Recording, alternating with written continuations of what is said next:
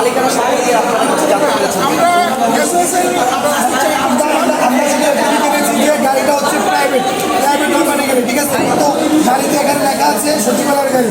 এখন ওনারা বলতেছে এটা প্রাইভেট কোম্পানির গাড়ি, স্টাফদের বেতন দেওয়ার জন্য ব্যাংক থেকে টাকা তুলে নিয়ে যাবে। গাড়িটা তো আমরা দেখতে পেলাম যে স্বরাষ্ট্র মন্ত্রণালয়ের সচিবের একটি লোগো সম্বলিত গাড়ি। এটা আমাদের সন্দেহ হয়েছিল সবচেয়ে বেশি। এখন ওনাদের কথার সাথে গাড়ির সাথে কোনো মিল ছিল না। এখন ওনারা বলতেছে যে ডকুমেন্ট নিয়ে আসতেছে, তারপরে আমরা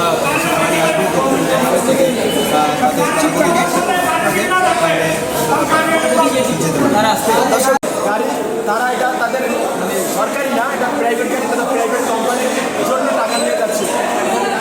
তারা বলছে যে তারা টাকা কাগজপাতি এবং ট্রিটমেন্ট নিয়ে আসতেছে, এটা বলছে।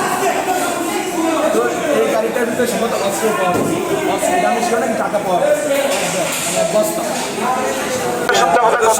ঠিক আছে, আপনারা প্রথমত যে কাজটা করেছেন অত্যন্ত কমেন্ডেবল একটা জব করেছেন, ভালো কাজ করেছেন। এটা দেশের টাকা,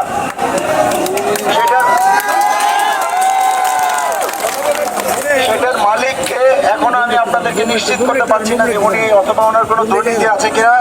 তবে ওনার কথাবার্তা, কিছু কাজকর্ম আমার কাছে অসংলগ্ন মনে হয়েছে। এই জন্য ওনাদেরকে আমরা টাকা সহ অ্যারেস্ট করে নিয়ে যাচ্ছি।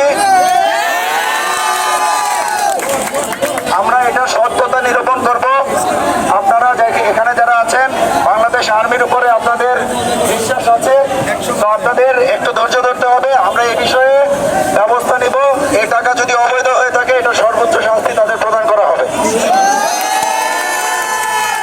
তো এখন আমি আপনাদেরকে অনুরোধ করব, একটু জায়গাটা ছেড়ে দিতে হবে যাতে ওদেরকে আমরা গাড়িতে তুলতে পারি সুন্দরভাবে।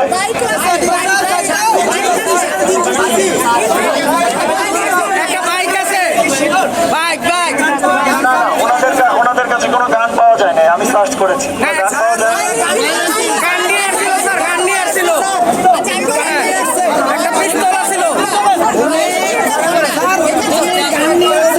একটা পিস্তল ছিল এবং একটা হুন্ডা আছে।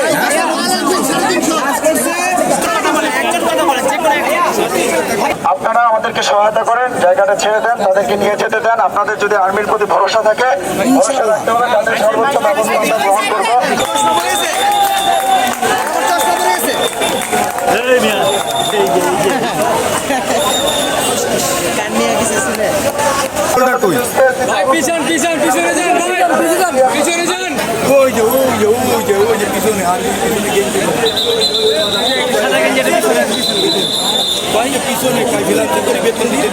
ভাইয়ারা সামনে কেন ভাইয়া তোমরা?